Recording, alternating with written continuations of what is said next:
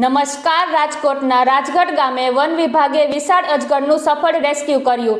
ગામ વિસ્તારમાં અજગર દેખાતા ગ્રામજનોએ તાત્કાલિક વન વિભાગને જાણ કરી હતી. વન વિભાગની ટીમે ભારે મહેનત બાદ અંદાજે 15 ફૂટ લાંબા અને 61 કિલો વજનના અજગરને સુરક્ષિત રીતે પકડી લીધો. રેસ્ક્યુ બાદ અજગરને કુદરતી નિવાસસ્થાનમાં મુક્ત કરવાની કાર્યવાહી હાથ ધરવામાં આવી છે.